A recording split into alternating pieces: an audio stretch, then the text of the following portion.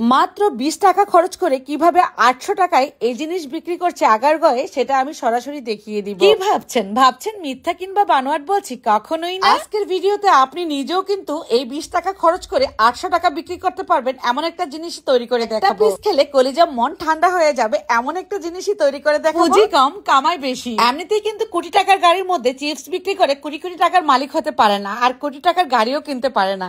এই যে বললাম পুঁজি কম কামাই বেশি। এখন কিন্তু গাড়িতে বসে বসে মানুষের বিরিয়ানি, চিপসের ভর্তা থেকে শুরু করে কেক বিক্রি করে বড়লোক হয়ে যাচ্ছে। আমরা কেন পিছিয়ে থাকবো? চলুন দেখে নেই। একটা পাত্রে পানি ঢেলে নিচ্ছি।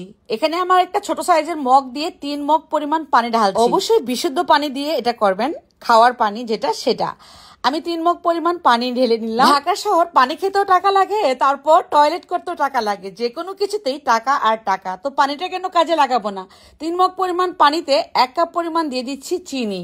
ব্যাস, আমরা চিনিটা দেওয়ার পর এর মধ্যে ব্যবহার করব আগার আগার পাউডার। আমার এই আগার আগার পাউডার 1 চা চামচ পরিমাণ দিলেই কিন্তু 3 মগ পানি আপনার সাথে সাথেই জমাট হয়ে যাবে। আমি দেখাচ্ছি আপনাদেরকে সরাসরি। পানি দিয়েই পুডিং তৈরি করে যদি বলি ডাবের পুডিং, তাহলে কিন্তু অবিশ্বাসের কিছুই নেই। এই আগার আগার পাউডার কিন্তু চাইলে আপনারা আমার কাছে উপরে দেওয়া নাম্বারে কল করে অর্ডার করতে পারবেন।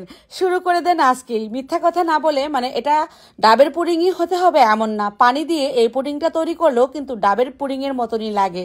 কিভাবে আমরা বিশ্বাস করব যে ডাবের পুডিংই খাচ্ছি? শুধুমাত্র বিশুদ্ধ পানিতে আগার আগার পাউডার দিয়ে দিবেন। এখনো কিন্তু আমি চুলা অন করি নাই।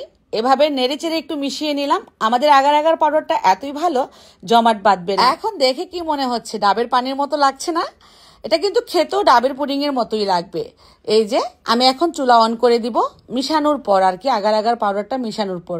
যারা একদমই জানেন না এই পুডিং গুলো কিভাবে বানাতে হয়, তাদের জন্যই কিন্তু আমি খুলে বলছি। চুলা অন করে দিলাম, মিডিয়াম হিটে জাল করব, বলক ওঠা আগ পর্যন্ত অপেক্ষা করব।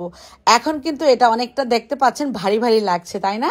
বলক উঠে গেলে পাতলা হয়ে যাবে আর একদমই চকচকে কালার আসবে পানির। এই যে খেয়াল করুন আপনারা, আমাদের এটা বলক উঠে গিয়েছে। এই পর্যায়ে আমি ব্যবহার করব ড্রাই কোকোনাট গুঁড়া। খুবই ভালো প্যাকেজিং এ পেয়ে যাবেন আমার কাছে যদি আপনারা ওই নাম্বারে কল করেন।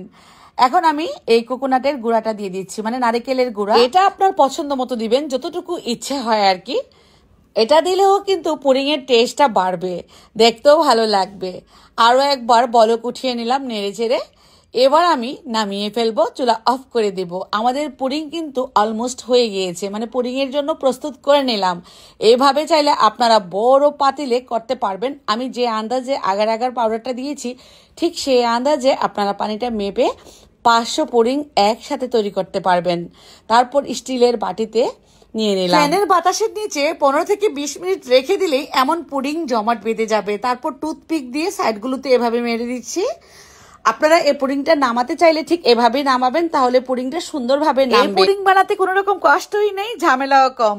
20 টাকা করে পিস দিয়ে আপনি বিক্রি করে ফেলতে পারবেন। আমি বলবো সততার ভিতর থেকে বিজনেস করাই ভালো। মাত্র 20 টাকা করে পিস বেচলেও কিন্তু আপনি অনেক টাকা বিক্রি করতে পারবেন। কম খরচে মানুষকে সন্তুষ্ট করাই কিন্তু আমাদের কাজ, তাই না? আমিও সেটা দেখিয়ে দিলাম আপনাদেরকে। কেমন লাগলো অবশ্যই কমেন্টে লিখে জানাবেন। ভালো লাগলে শেয়ার করবেন। সবাই ভালো থাকবেন। আল্লাহ হাফেজ।